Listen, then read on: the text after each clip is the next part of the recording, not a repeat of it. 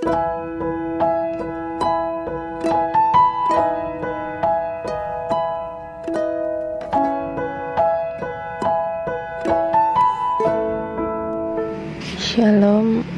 saudara-saudara.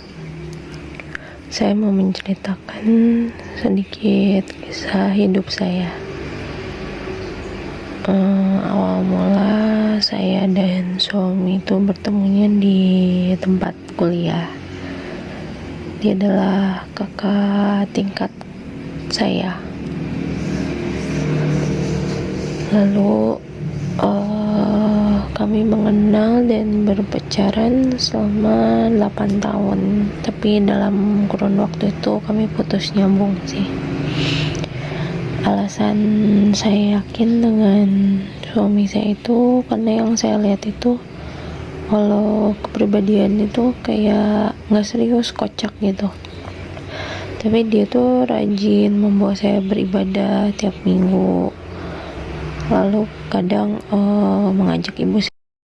Jadi kami tuh sering pergi beribadahnya bertiga. Hal itu juga mungkin yang membuat saya berpikir dia tuh beda gitu ya sama laki-laki lainnya gitu.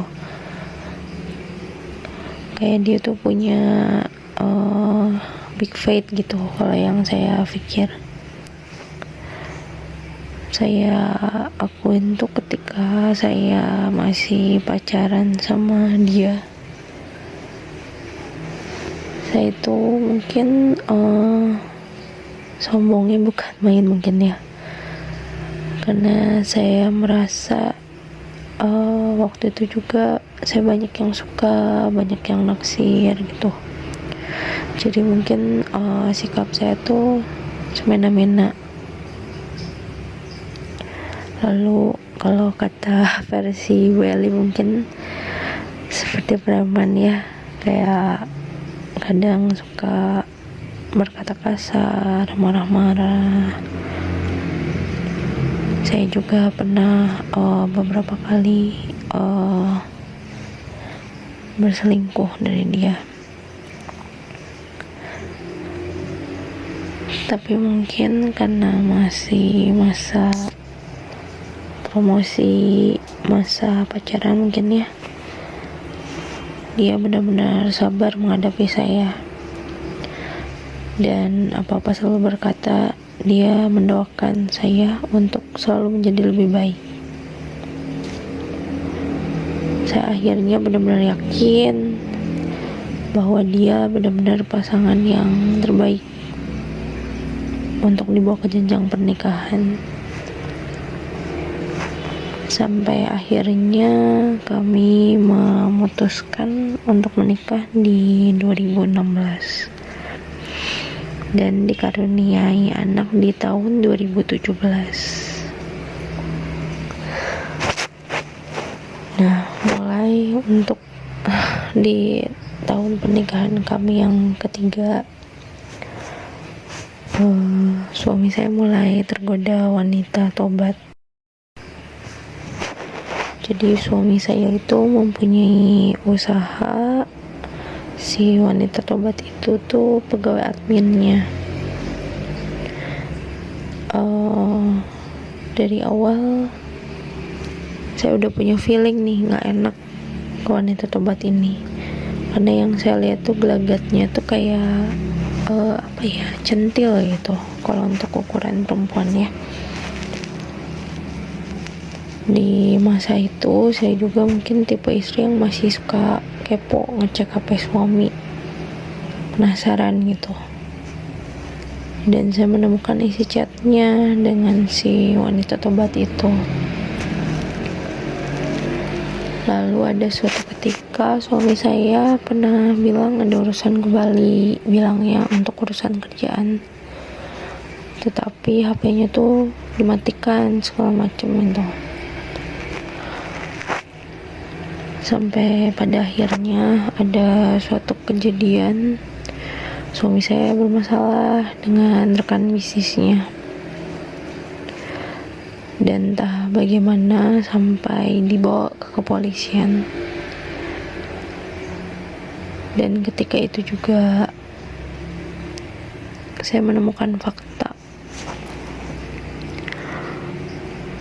bahwa kemarin urusan kembali itu ternyata perginya sama wanita tobat itu. Saya menemukan tiket pesawatnya soalnya. Betapa terkejut saya, udah gemetar, udah bingung, blank, gak tahu harus kayak gimana. Suami saya orang itu tipenya manipulatif, sangat manipulatif.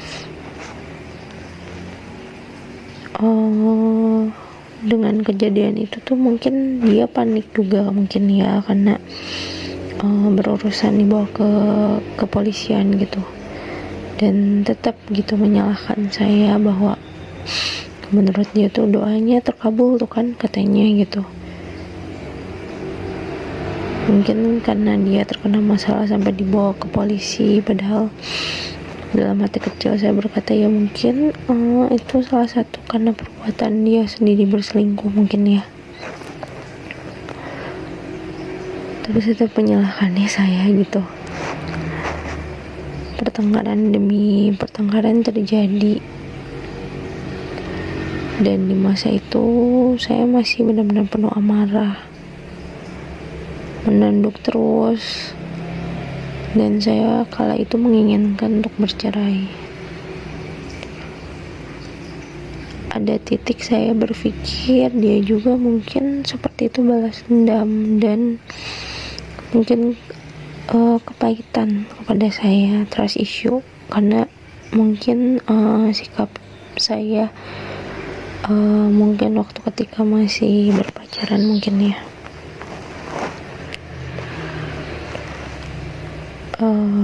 Saya sampai sempat beberapa kali ingin bunuh diri, pernah kabur dari rumah juga, karena saya merasa hidup saya udah benar-benar hancur.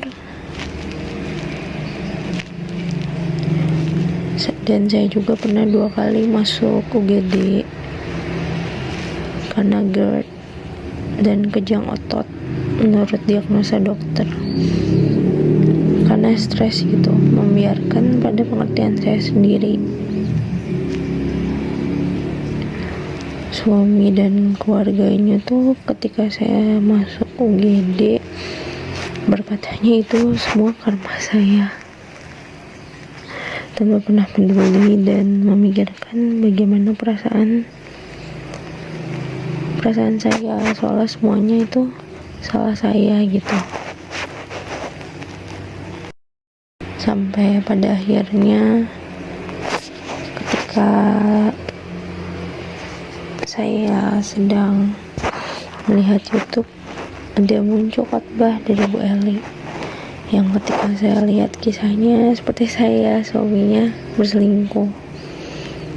Pertama-tama saya mendengarkan mungkin hanya sekilas ya, tapi lama-lama saya tertarik untuk mendengarkan khotbah-khotbah Ibu Eli, karena jujur mungkin orang yang berada di titik nadir seperti saya mungkin kayak mau terima masukan atau mendengarkan itu dari orang yang pernah berada di posisi sama seperti saya mungkin ya, jadi lebih masuk untuk khotbah-khotbahnya. Saya sangat percaya ini adalah salah satu jalan dari Tuhan untuk saya, dan setiap pagi saya mulai rindu untuk mendengarkan khotbah dari Ibu Gem, Bu Eli. Saya juga mulai bukan Tuhan gitu, terlalu pakai pengertian dan pemikiran saya sendiri, dan selama ini saya hanya fokusnya sama masalah saya saja gitu, sibuk sama luka-luka saya sendiri. Padahal Tuhan tuh mungkin ingin saya tuh bercerita gitu, ingin dekat bercerita ke Tuhan apa yang saya alami. Hal yang terutama saya lakukan saat ini adalah bisu, tuli, buta total sesuai arahan Bu Eli. karena saya juga mengetahui bahwa tahun lalu suami saya berselingkuh kembali, tapi dengan wanita tobat yang berbeda. Tapi berbeda dengan yang sebelumnya. Ini respon saya sudah berbeda mungkin ya. Saat ini saya masih mencoba untuk berpuasa, mencoba terus berdoa di jam, saya lagi mencoba di jam 2 atau 3 dini hari untuk ketobatan suami saya. Ketika saya down, yang saya lakukan sekarang mengunci pintu kamar, bercerita, berdoa kepada Tuhan, karena hanya doa mungkin sekarang kekuatan saya sekarang ketika saya menderita. Dan puji Tuhan, saya juga bisa menguatkan beberapa teman saya juga yang mengalami titik nadir seperti saya. Sampai semua teman saya yang mengetahui kepribadian saya yang dulu gitu tercengang dengan perubahan sikap saya.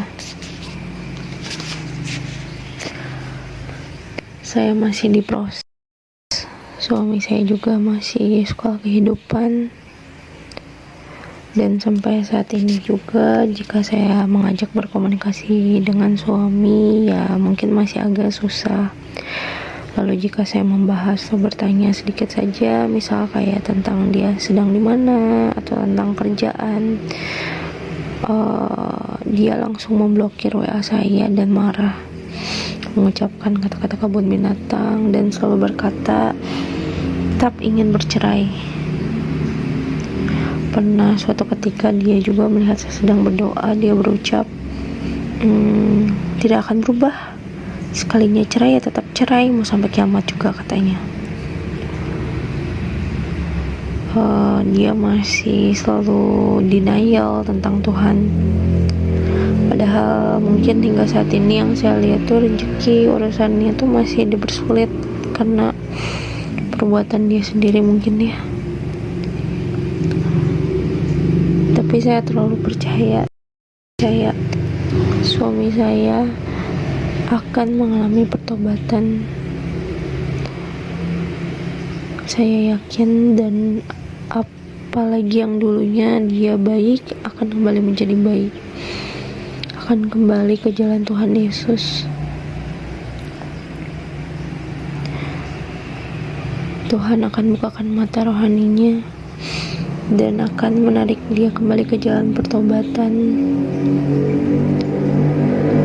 Menurut Bu Eli juga kan Tuhan sukanya proses. Semoga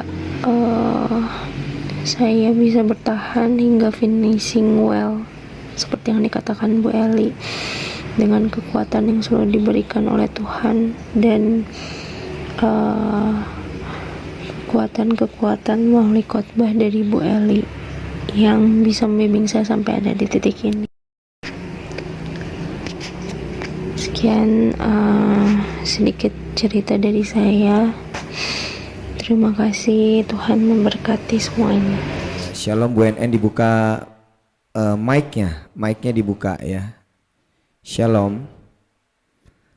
Bu NN bisa buka mic-nya di ujung kiri, yang di mute itu dibuka. Oke, shalom. Ya. Shalom, Pak Frans. Iya, haleluya, puji nama Tuhan. Iya. Baik, terima kasih sudah bersaksi malam hari ini lewat rekaman ya. Nah itu judulnya kan tentang kesombongan Anda ketika sebelum menikah karena merasa cantik begitu ya, dan kemudian banyak cowok yang naksir gitu ya. Dan gitu, terus kemudian jadi besar kepala begitu. Dan Anda sempat akui bahwa pada saat pacaran pun Anda sempat berselingkuh juga ya, betul ya? Iya, karena mungkin dulu karena saya sih sebenarnya dari ketika pacaran tuh merasanya sudah putus sama dia, tapi mungkin karena waktu itu dia effortnya besar banget untuk kejar saya, jadi dia ngerasanya itu eee, belum mau putus sama saya kayak gitu. Sebenarnya kalau saya sebenarnya ngerasanya udah putus sama dia, cuman dia ngerasanya itu, ya masih pacaran aja karena menurut dia tuh, nggak bisa satu pihak gitu diputuskannya, kayak gitu, Pak. Oh, oke. Jadi Anda Iya. ya udah akhirnya Anda jalan dua begitu ya. Jadi jalan dua aja nggak apa-apa gitu ya. Iya 2 atau 3 malah waktu itu. Luar biasa, saking lakunya ya, dua atau tiga, dahsyat sekali. Namun akhirnya Iya. apa yang Anda tabur itu dituai pada saat pernikahan begitu ya. Ternyata diselingkuhin juga begitu ya, diselingkuhin Iya. juga. Nah, apa yang Anda mungkin yang terpikir ketika tahu, loh kok sekarang aku yang diselingkuhin, apa perasaan Anda gimana?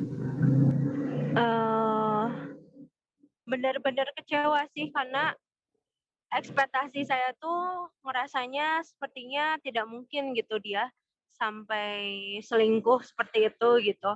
Apalagi maksudnya, dengan pegawainya gitu rasanya kayaknya sesuatu yang nggak mungkin gitu. Ternyata, ya bener-bener makanya bikin sampai saya down, depresi sekali mungkin itu ya, kayak saya nggak nyangka banget dia bisa melakukan itu gitu.